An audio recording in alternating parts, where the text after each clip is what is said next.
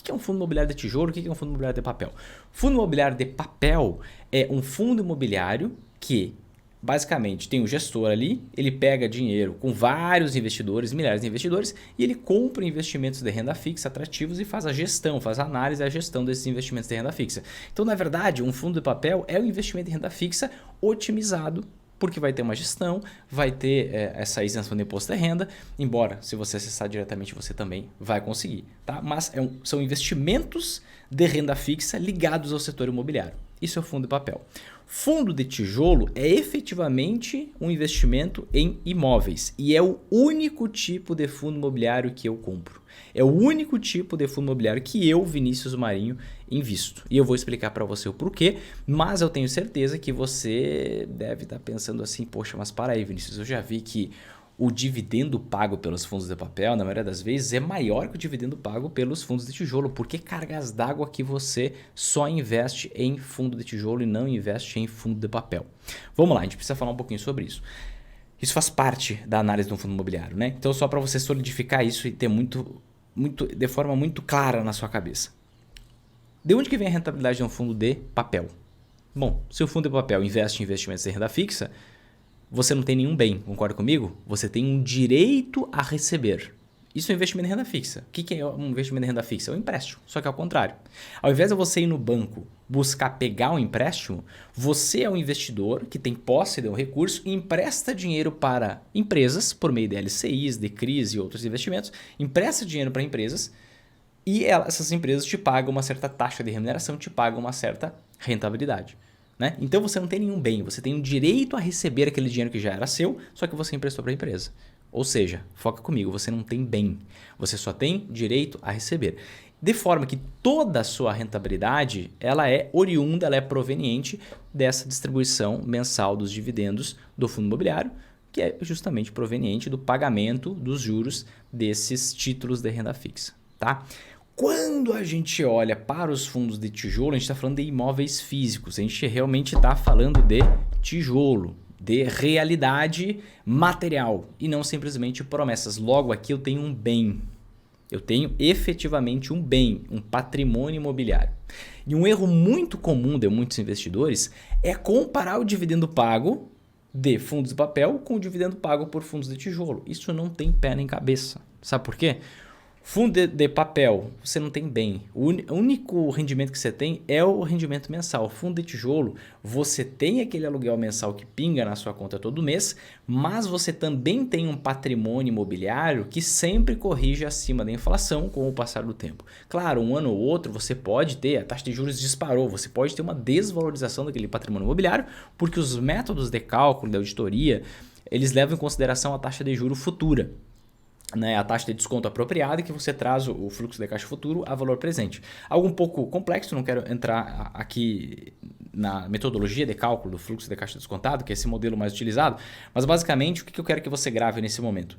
Quando a taxa de juros sobe, a expectativa dos juros para o futuro são maiores, o que acontece? A gente tem uma redução no valor daquele patrimônio, no preço dos imóveis, às vezes o mercado imobiliário passa por correção sim. Entretanto, no longo prazo, o próprio FIPZAP já fez estudo com décadas, mesmo com trocas de moedas e tudo mais, a gente vê que os imóveis de forma geral, eles, segundo o FIPZAP, valorizam em média inflação mais 1,5% ao ano. Então, quando você vê lá um fundo de papel pagando 1% ao mês, e você olha um fundo de tijolo pagando 0,8% ao mês, 0,7% ao mês, as chances são altíssimas de que esse fundo de tijolo renda mais no longo prazo que o fundo de papel. Qual é a grande diferença? A rentabilidade no fundo de tijolo vai ser o quê? Proveniente tanto dos dividendos quanto da valorização do patrimônio, quanto da valorização da cota. Por quê? Porque aquele patrimônio imobiliário, ele valoriza com o passar do tempo. Se você for pegar, por exemplo, um fundo super antigo, o próprio HGLG, dá só uma olhada aqui na valorização geral do HGLG desde março de 2011 até agosto de 2023. 442%. Isso por quê? E quando que acelerou, tá? Você vê que acelera a partir de 2016, quando começou o último ciclo de queda na taxa de juros e aí o patrimônio imobiliário ele foi valorizando com o tempo e o preço da cota foi indo atrás. Então um grande erro é você olhar somente para o dividendo, quando você compara fundo de tijolo e fundo de papel. Quando a gente pega locais, né, países mais maduros com esse tipo de investimento, como por exemplo os Estados Unidos, vou compartilhar com você aqui uma apresentação que eu fiz para os meus mentorados da mentoria Lince, um comparativo, acho que eu passei, aqui um comparativo, ó, dos fundos imobiliários americanos, que basicamente são os REITs, tá? Para você que não sabe, o que é um REIT? Um REIT ele foi o primeiro investimento que surgiu de uma forma muito similar aos fundos imobiliários, mas ele foi o precursor. Na década de 60 foram criados os REITs, na década de 90 foram criados os fundos imobiliários inspirados nos REITs americanos, tá? E basicamente a estrutura jurídica é diferente, tá? O potencial de crescimento de um REIT é maior que o de um fundo imobiliário, tá? Porque um REIT, por exemplo, ele é uma empresa, é uma ação, tá? Na verdade, um REIT é uma categoria da ação. Só que é uma empresa que tem que ter um determinado percentual, pelo menos 75% dos seus ativos ligados ao setor imobiliário, tem uma série de pré-requisitos e ela é categorizada como esse tipo de ação que é um REIT. Um REIT pode pegar dívida, pode pegar empréstimo, o fundo imobiliário não, ele só pode fazer alavancagem. Então, o fundo imobiliário tem um potencial de crescimento menor. Entretanto, a gente tem uma janela de tempo muito maior para análise. E quando a gente olha, por exemplo, aqui, ó, a performance dos equity REITs nos Estados Unidos de 1972 até 2019, a gente vê que quem investiu $100 em equity REITs, que seriam os equivalentes aos fundos imobiliários de tijolo, cada $100 investido se transformou em cerca de 17 mil dólares. Quando eu olho para os mortgage REITs, que seriam os equivalentes aos fundos imobiliários de papel, ou seja, empresas que compram títulos de dívidas de outras empresas ligadas ao setor imobiliário, a gente vê uma performance muito menor. A gente vê um investimento feito em 72 de $100 que se transformou em pouco mais de $1.000, né? E por que isso acontece? Porque o dividendo é maior, entretanto, você não tem valorização do patrimônio imobiliário, né? Se você considerar que a valorização do patrimônio imobiliário, por exemplo, no Brasil tem a média da inflação mais 1,5%, a nossa média da inflação historicamente é 6%, então é 7,5% de valorização do patrimônio mais os dividendos. Hoje você encontra fundos de tijolo pagando 8%, 9%, 10% de dividendos.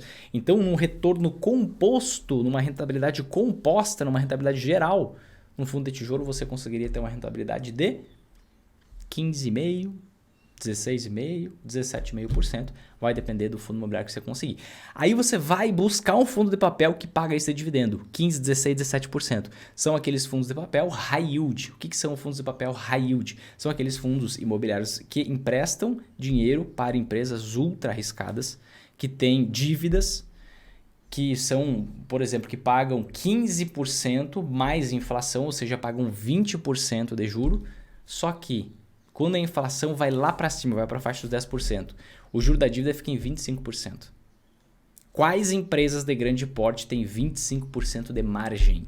É difícil. Geralmente as margens das empresas maiores, como elas escalam bastante, são muito menores. Então é muito mais fácil essas empresas quebrarem e gerar esse mesmo movimento que a gente percebe no exterior, tá? Que é inclusive perdas em fundo de tijolo, perdas consideráveis, em fundos de papel, perdão, perdas consideráveis aqui, mesmo não tendo patrimônio. O que é normal, a gente ter ciclos, né, de desvalorização do patrimônio imobiliário e tudo mais, mas a gente vê aqui, ó, não tem patrimônio, só tem bens e tem desvalorização. Por que tem desvalorização? Porque tem esses pepinos aí que podem aparecer com o passar do tempo. Então, quando eu entendo essa lógica, bom, fundo de papel, por mais que tenha um dividendo maior, a rentabilidade, principalmente no exterior, que a gente tem uma janela de longo prazo para analisar, é menor. E o meu risco é maior. Olha que doido. O meu risco é maior. E como que eu posso afirmar que o meu risco é maior?